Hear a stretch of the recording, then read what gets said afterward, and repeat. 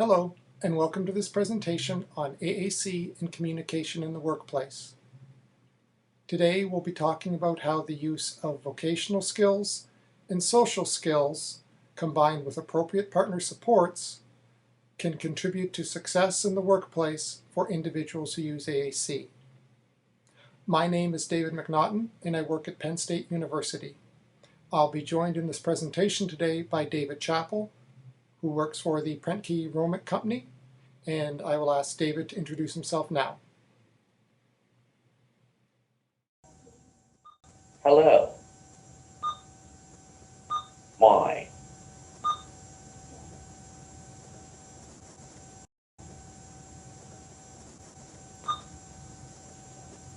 name is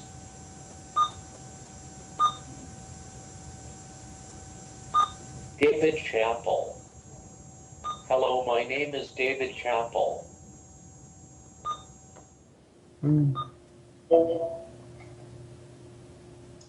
I am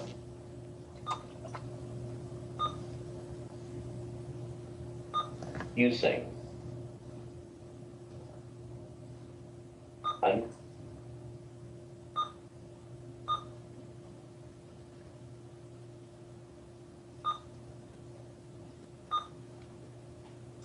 ego to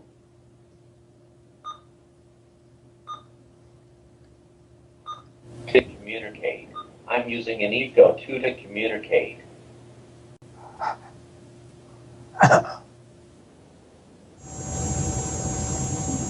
I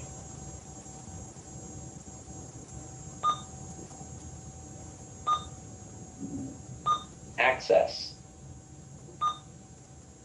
my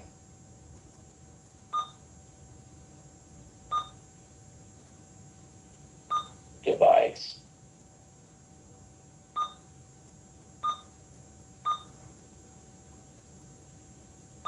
when a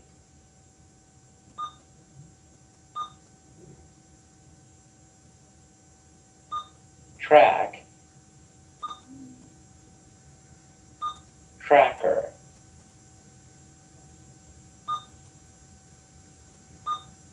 D-O-T dot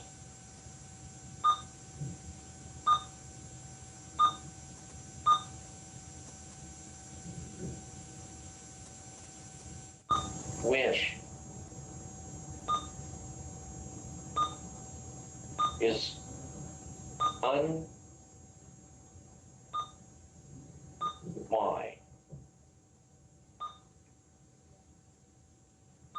glasses. I access my device with the tracker dot which is on my glasses. Now I'm working for the Prentke-Romich COmpany, which makes my communication device. I used to be an after-hours troubleshooter, and I answered calls from people that are having problems with their communication device. Currently, I'm still at PRC, where I'm a beta tester and I test new software and communication devices. I was an important part of the team who worked on this device in front of me, the Echo 2.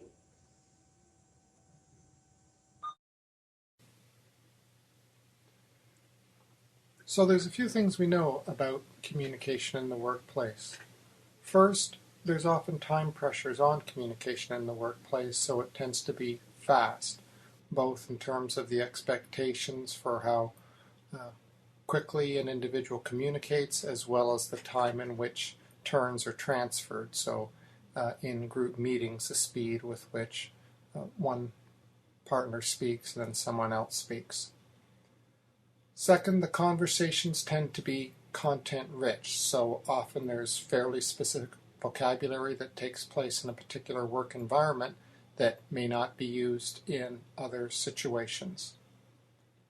Third, it's often multimodal, so we need to consider the traditional multimodal issues of ways in which people use speech and facial expression and gestures and all those sorts of things, but also consider that individuals are involved in face-to-face communication, written communication, and often communication via the internet or the telephone.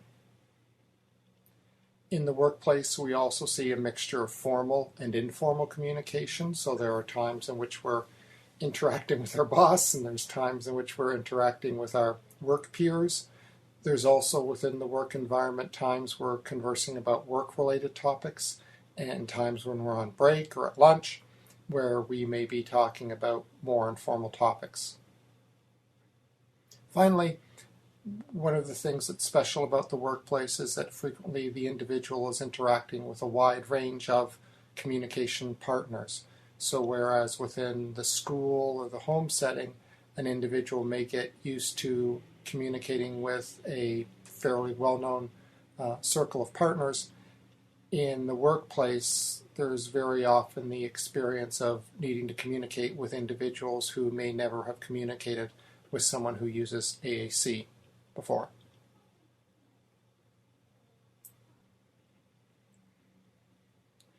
So clearly communicating in the workplace poses some special challenges and therefore requires some special skills and some special strategies. So what we'll be doing in this presentation is talking about communication skills for success in the workplace, and we'll be talking about the vocational skills and the social skills of the individual who uses AAC. We'll also be talking about partner supports from those individuals in the environment, so what people who work with the individual who uses AAC can do in order to support communication and employment success. Finally, we'll also be talking a little bit about what are some of the activities that we can do during the school years to help prepare individuals who use AAC to be successful in communicating in the workplace.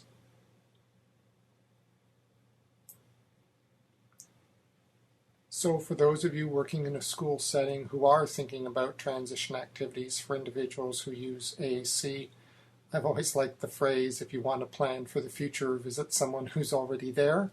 And that's what we'll be doing in today's presentation, talking to individuals who use AAC and who are engaged in employment or volunteering activities. You've already met David Chapple. We'll be speaking with or hearing from some other individuals within today's presentation as well.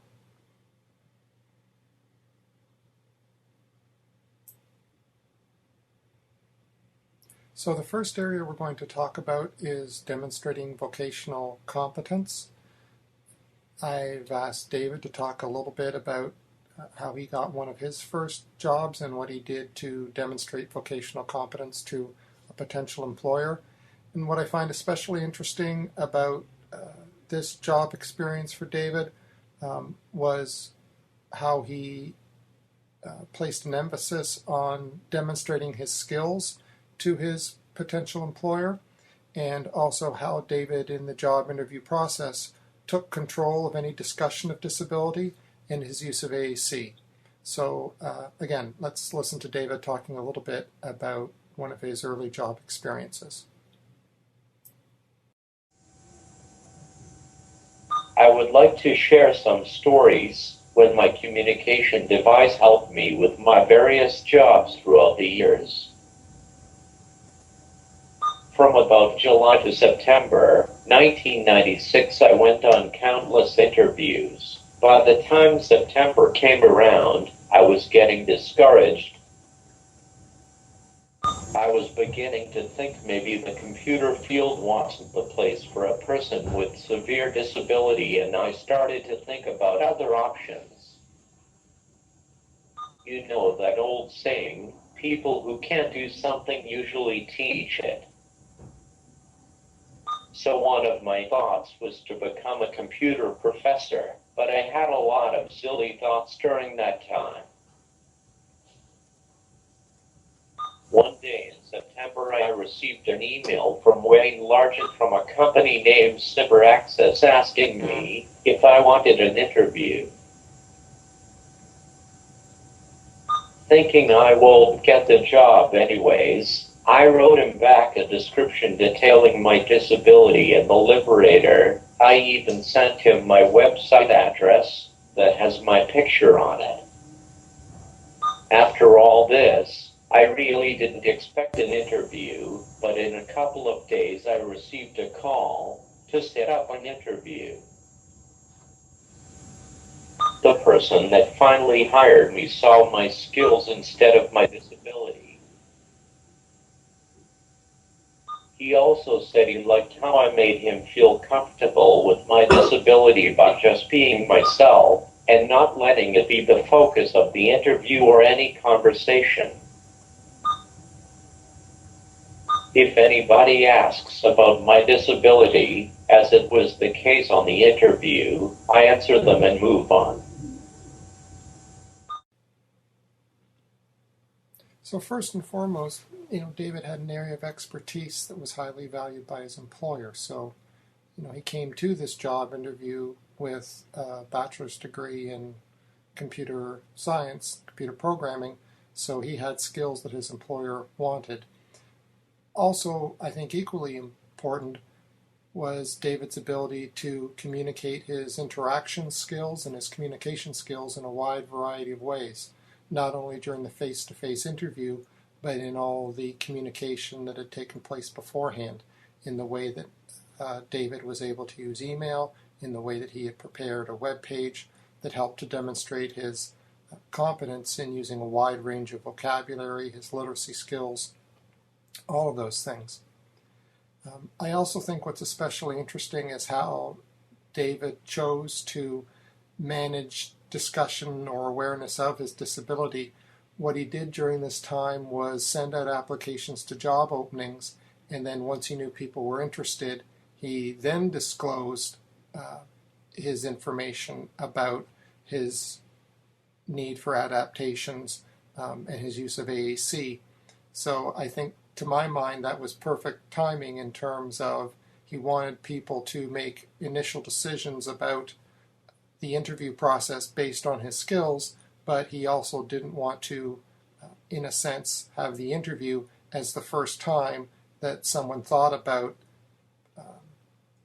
the ways in which David would both contribute to the workplace, but might also need some adaptations.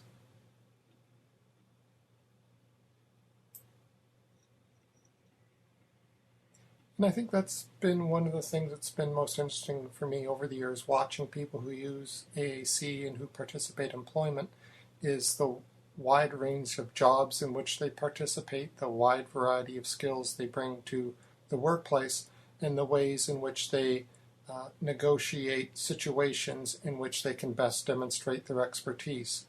So we've seen individuals like Beth Ann Luciani, who assists in the publication of a newsletter for a disability advocacy organization, Anthony Arnold, who provides support for the Prentke-Romich Corporation in their development of new technologies, Pamela Kennedy, who acts as the manager for the AAC RERC Writers Brigade, which helps other individuals who use AAC acquire new writing skills, and Jim Prentice, who worked for the Westinghouse Corporation and then ran his own printing company. So again, a wide range of jobs out there matched to the wide range of skills we see with these individuals.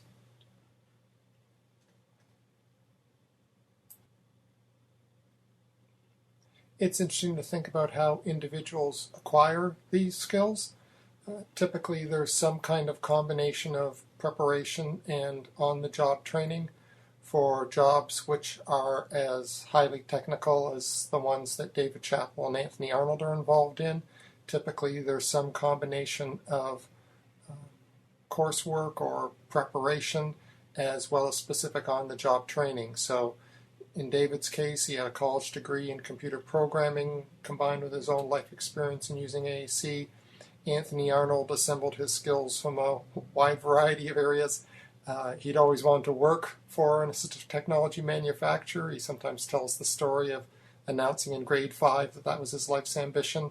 And he worked towards it over time. He had summer jobs at computer repair shops and did everything he could to acquire the skills that would allow him to be involved in the assistive technology industry.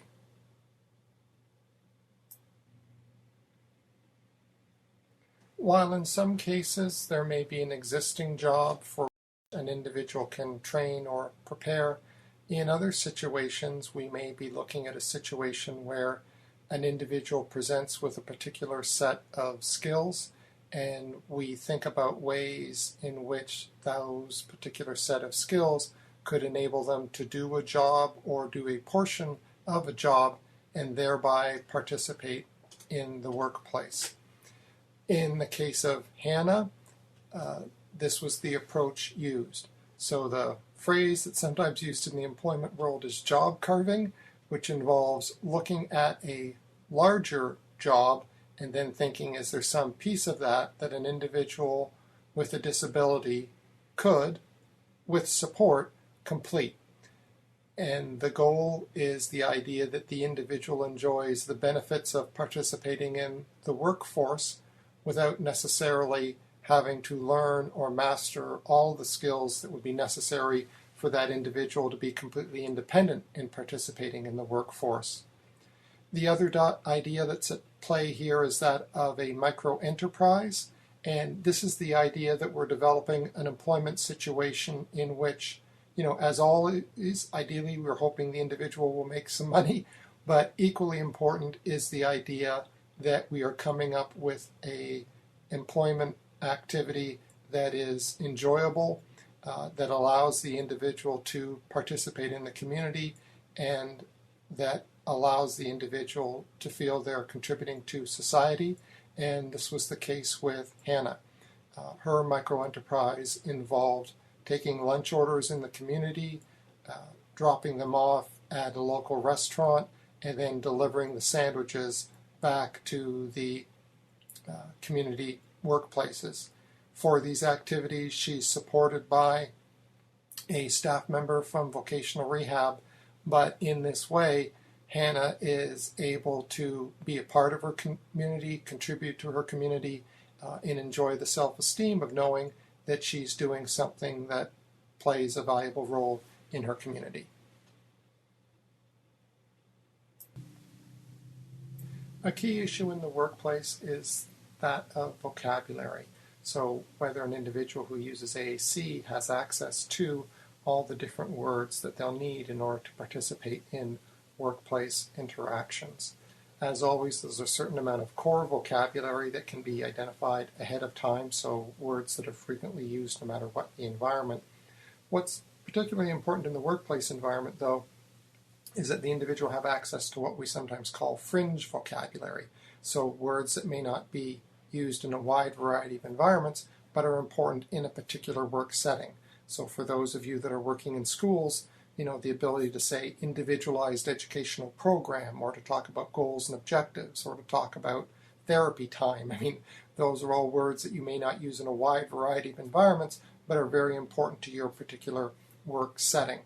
Sometimes this is referred to as jargon in almost a pejorative way, but in fact, the ability to say those words and have access to those acronyms allows us to communicate much more efficiently.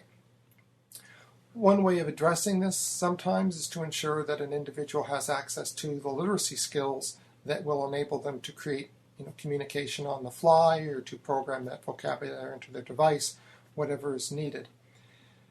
It's important to realize that there are individuals who use AAC who are not literate and who are employed, but to the extent that an individual can acquire at least some literacy skills, it certainly increases their flexibility in the number of different jobs for which they can be participants.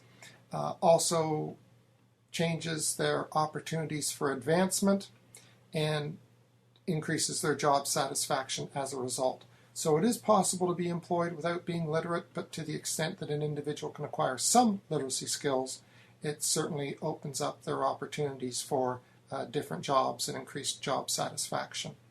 The picture you see here is of Pam Kennedy, who is a young woman who works for the AAC RERC Writers Brigade. In that role, she works with other individuals who use AAC who are interested in developing their writing skills. Pam Kennedy acquired her expertise in writing during her high school career. She served as the editor for her high school newsletter, and she now brings those same mentoring and editing skills to the AAC RERC Writers Brigade. So again, to the extent that an individual has literacy skills, there's all sorts of things that are possibilities for them with respect to employment. Another important issue in terms of communication in the workplace is the issue of speed, and David Chapple is going to talk a little bit about that now.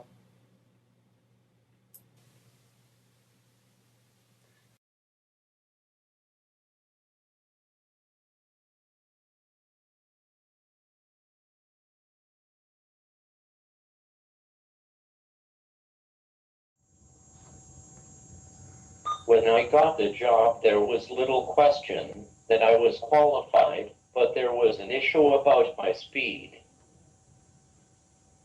On my computer, both at home and work, I have the device that hooks to the computer to act as an interface between my Voca and the computer.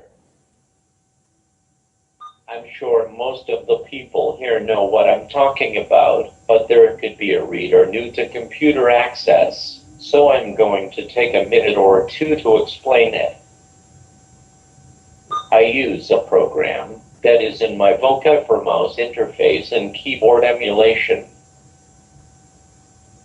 With this program, the Liberator keyboard is transformed into a computer keyboard with the function keys and fancy characters. I can also operate a mouse with the program. Although I'm sure that thinking about how people with physical disabilities can possibly use a mouse was an afterthought to Bill Gates, I find the Windows 95 accessibility options also helpful.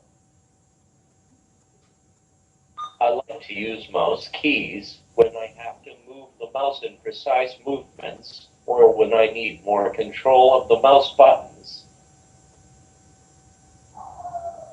I did have some experience with programming for a very small computer company on a very part-time basis, but I just got 2 assignments in a year. During that time, I stored a lot of the most common programming commands under icon sequences, which makes me a relatively fast programmer, so I did get something out of that job experience. However, some of the programming commands are a part of everyday language and therefore are already in my Voca program. Some examples are the if then else statement, the do while statement, and the for next statements. Wayne, my boss, has been very impressed with how much I can do in a week. When I first started, he thought my speed could have been a problem, but he took a chance on me anyway. His worries quickly diminished. He discovered my work output equals that of a programmer without disabilities. Finally, as we talk about communication strategies in the workplace, it's important to think about the multimodal nature of work these days. As I mentioned, we have to think not only about face-to-face communication, but written communication, and increasingly communication via the internet or the telephone. We had an opportunity to look at the telework experiences of 9 individuals who use AAC, and by telework we mean employment that takes place outside of the typical office, in which an individual communicates with his coworkers or his employer through the use of the internet. So we had 9 individuals who used AAC who were working in that manner and primarily communicated with the workplace via instant messaging, email, those sorts of technologies. And it was interesting to look at what they had to say about their telework experiences.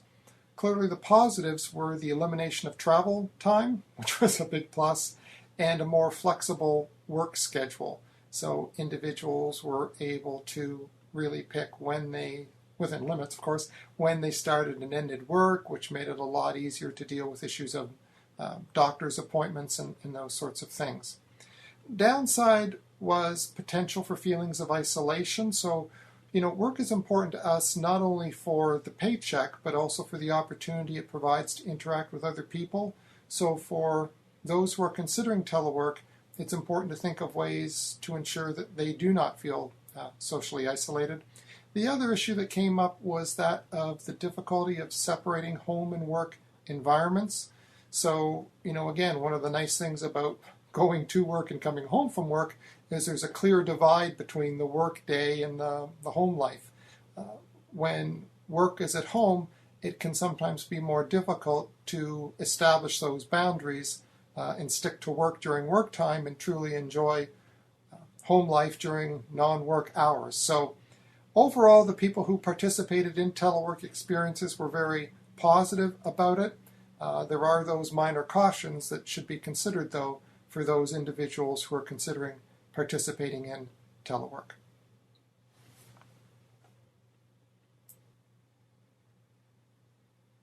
So again, work is not just about what we can do purely from a vocational point of view. It's also a situation where we enjoy social interactions, and to some extent we're successful in the workplace because we're good at those social interactions, or at least we try to be. So in this next section, we'll talk a little bit about demonstrating social competence and what that means for individuals who use AAC. So there's probably lots of different ways to look at social competence. When we look at social competence in the workplace for individuals who use AAC, we often see these three factors as being important. First, that the individual who uses AAC has some shared interests with the other people in the workplace.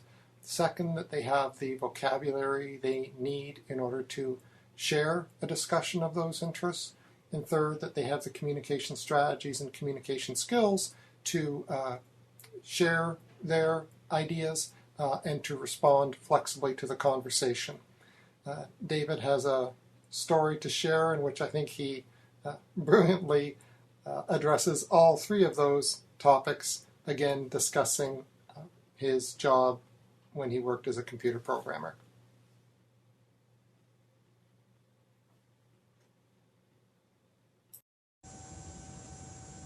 One of the most important things at cyber access is whether or not a potential employee will fit in with the workplace personality. With my Voca, I can contribute in meetings as well as make an occasional joke with my coworkers. An example of this was at the Christmas party when the company usually provides a movie. This year the VCR was broken and nobody knew what I do. I suggested that I could sing Christmas carols.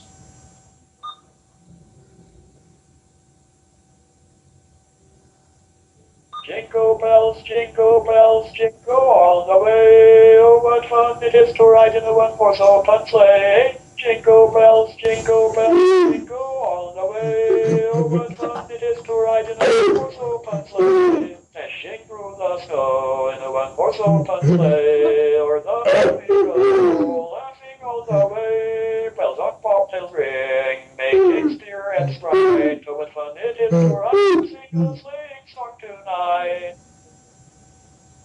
Everybody thought that was very funny, and they still talk about it to this day. Another example is when groups of employees had to do skits during a training exercise about a certain situation that happened in the daily operations of the company. This turned into a big satire of those situations, and that was the purpose, I believe. I was able to take part in my group skit because I was able to save my lines and recite them on cue. This was very fun for me, and I think my coworkers enjoyed my participation.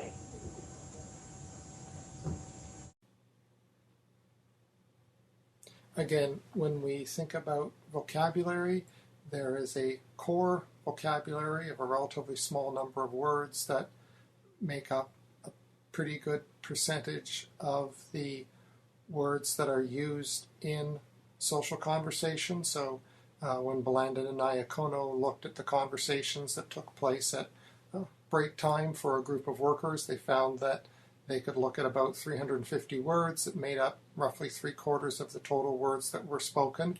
And clearly it's important that individuals who use AAC have access to those words.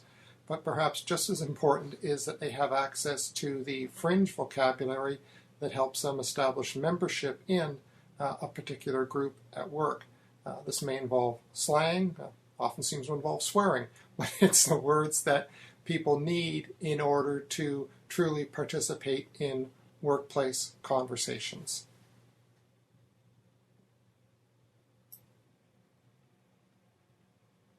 Another important social interaction skill to promote participation in the workplace is the ability to ask partner-focused questions. So Light, Binger, Agate, and Ramsey in 1977 investigated the impact of teaching individuals who use AAC to ask partner-focused questions. What they found was that about 6 to 7 hours of instruction resulted in a dramatic increase in the number of partner-focused questions asked by individuals who use AAC. And then in this particular case, they looked at how frequently individuals who used AAC appropriately participated in opportunities to ask partner-focused questions. And again, what they found was that in working with individuals who use AAC, providing instruction in how to ask questions like, how are you, how was your weekend, you going to the game on Saturday, what'd you think of American Idol last night, asking those sorts of questions.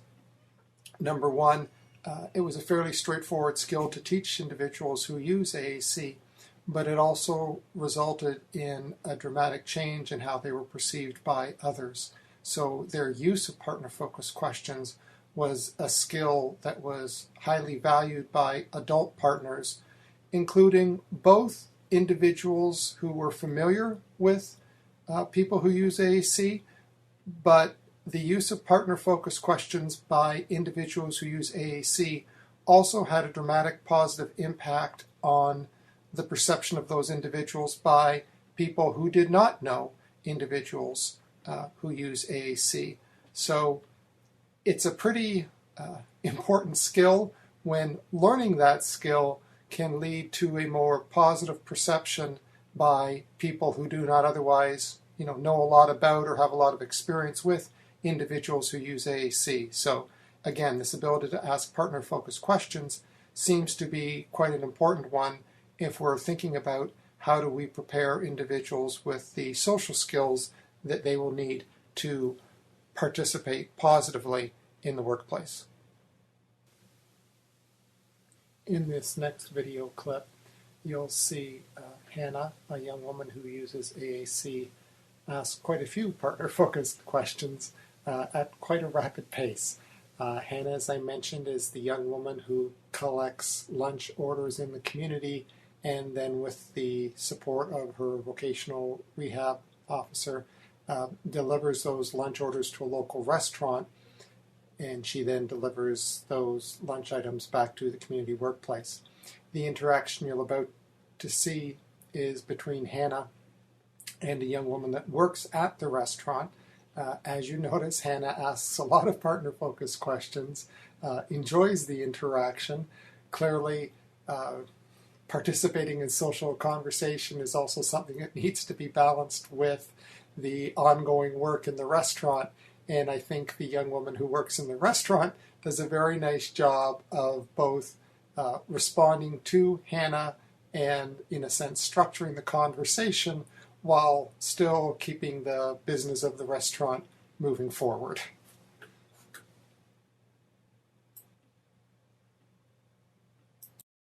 Yes, I have a dog. Her name is Tiki. I hope y'all don't let us know them. You do? How old is your dog? Yeah. What are you having for dinner? Chicken.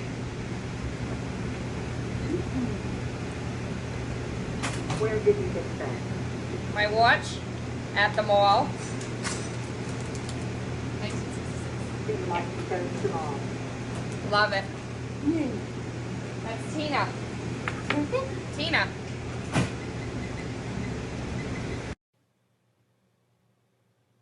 So we've talked about the importance of vocational skills for the individual who uses AAC, and we've talked about the importance of social skills for the individual who uses AAC. And now we're going to talk a little bit about the importance of partner supports for people who use AAC in the workplace.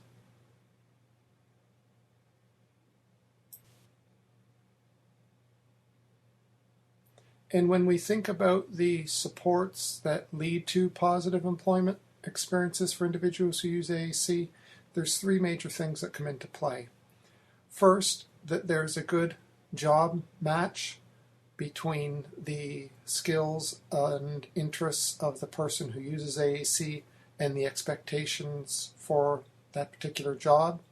Second, that the person with complex communication needs has access to the AAC technology and strategies that they will need in order to successfully participate. And finally, that the individual has people who are skilled communication partners with whom to interact. Clearly, persons who use AAC will often need to develop a level of communication skills that allows them to communicate more independently than they may need to have communicated, say, at school or in home environments. But it will still be important that the individuals who interact with the person using AAC, more often than not, have realized that communication is a two-way street in a sense, and they will need to make use of particular strategies to help support the participation and communication of the individual who uses AAC.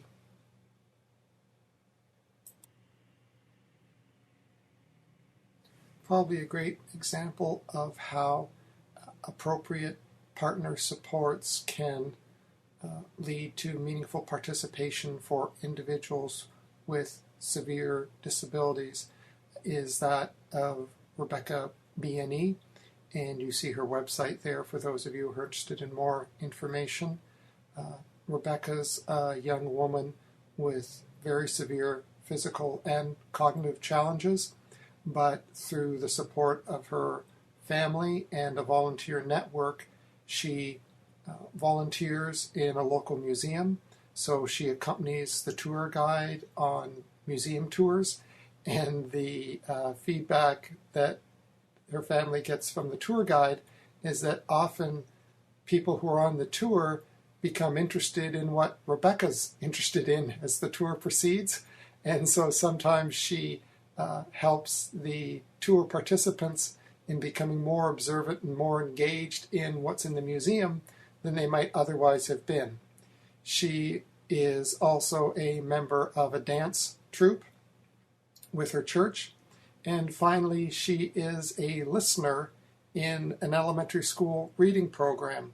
So as some of the young children in grades 1, 2, 3, and 4 develop independent reading skills, Rebecca is a listener for them, and clearly demonstrates her enjoyment of having stories read to her by the children in the elementary school.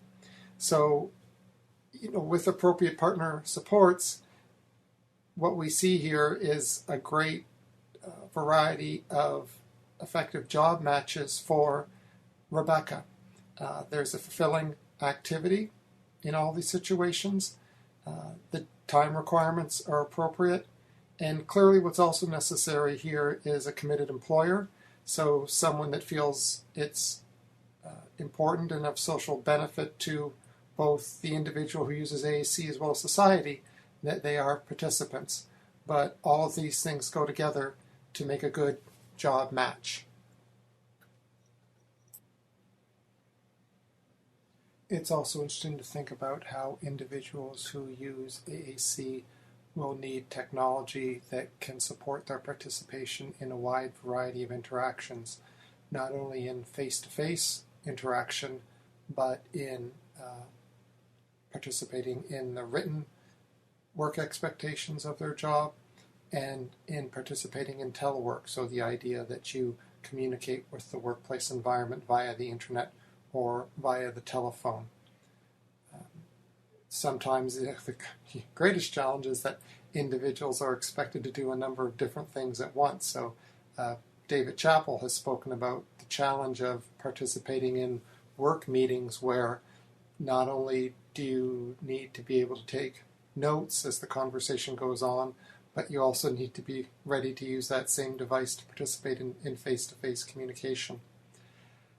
Again, one of the strategies that some individuals who use AAC have developed is thinking about ways that they can use written communication, especially email and the internet, to participate in communication exchanges that might sometimes otherwise take place face-to-face.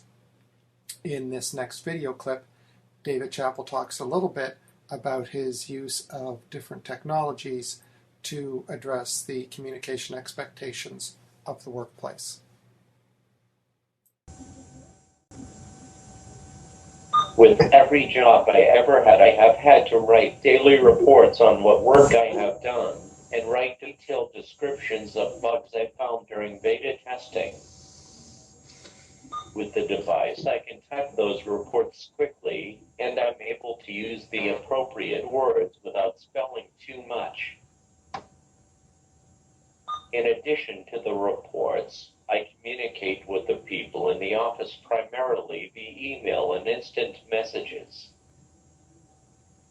This is true because I mostly work from my house and go to the office for meetings and special events. Anyway, I can type long and detailed emails to my boss or another engineer who I may be working with on a project.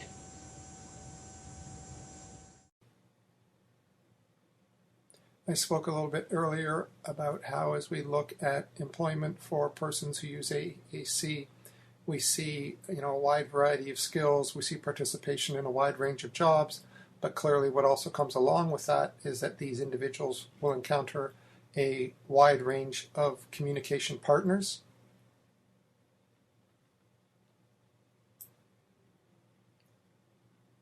And ideally these partners demonstrate an understanding that there is a balance of responsibility for successful communication and that both the individual who uses AAC as well as their partner are responsible for a successful interaction.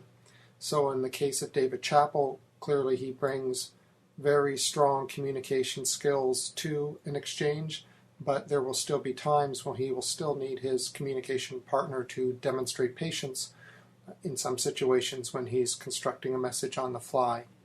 In Hannah's case, she is able to create some messages independently, but she will also need support from her communication partners in structuring an interaction so that those individual phrases go together to create a conversation.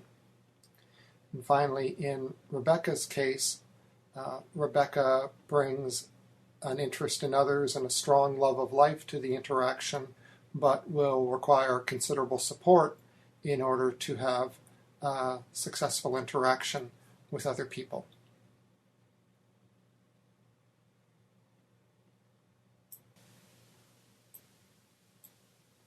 Sometimes the responsibility for creating skilled communication partners will rest on the ability of the individual who uses AAC to introduce themselves and in some cases teach them a little bit about their use of AAC.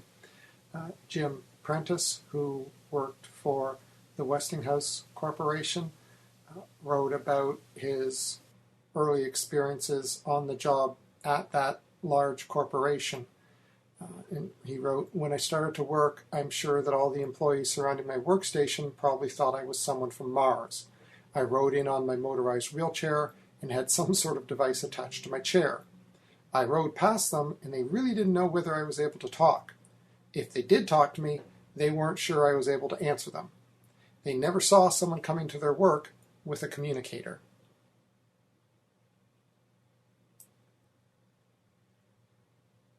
I stopped them in their tracks before they were frozen on the spot and said, "Good morning, my name is Jim. How are all of you doing today?" Big smiles came on their faces, and they seemed to answer in unison, "We're fine, and it's nice to have you working with us." That sure broke the ice. I felt like one of the team then. I made sure I programmed a few jokes into my communicator so that it would make my conversations more friendly and comfortable for them. It worked.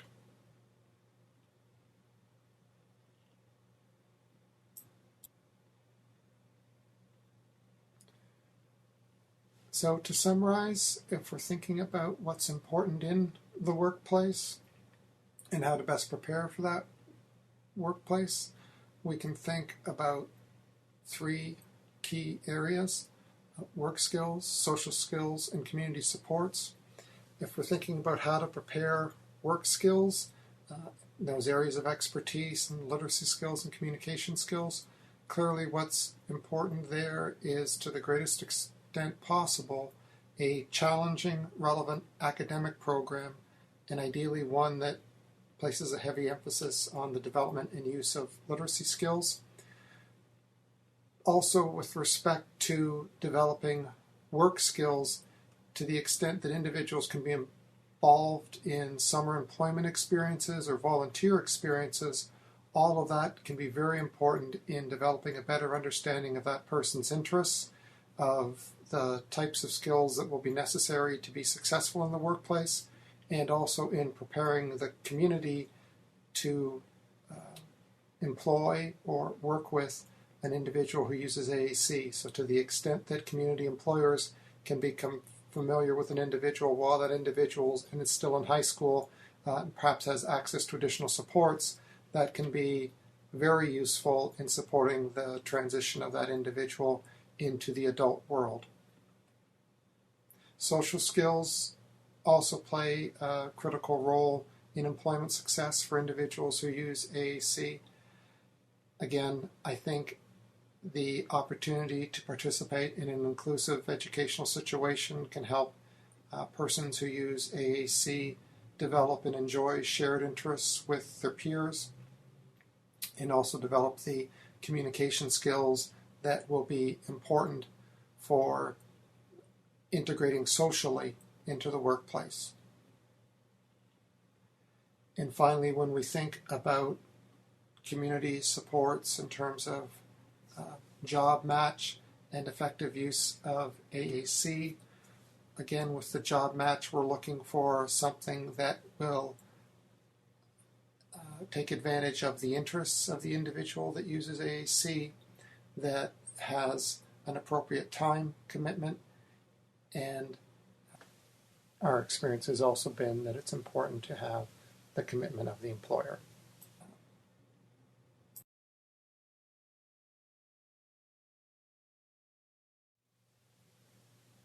So thank you. I hope you have enjoyed this discussion of how we can support communication in the workplace for individuals who use AAC. We've tried to introduce a variety of important strategies and supports by talking about the experiences of a number of individuals who use AAC and who do participate in the workplace. I think we have a growing number of success stories that we can use to both get us thinking about the possibilities for a wider range of individuals, as well as the types of skills that can be taught and can be used by the people with whom we currently work. So again, I hope you have enjoyed this presentation, and I will ask David to transition us to the next phase of this conference, online conference experience.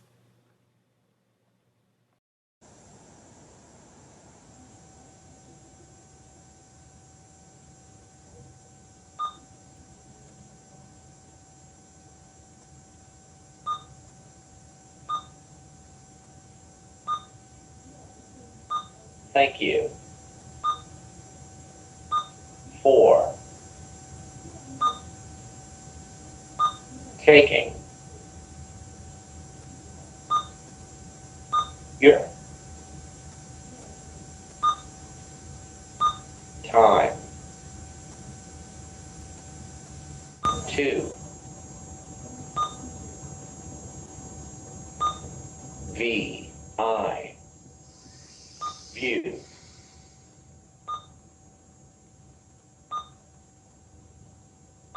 This.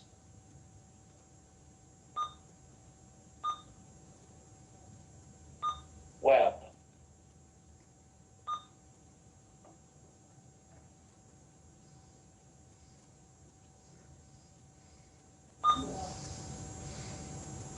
Cast.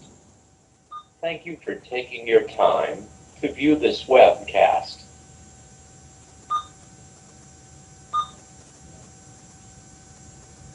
I am.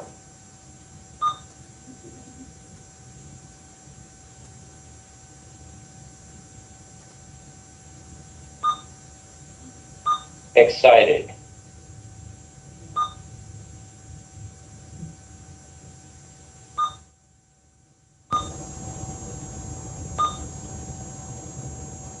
To answer. Your. Question. Questions.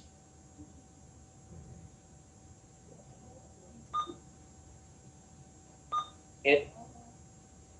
The. Near.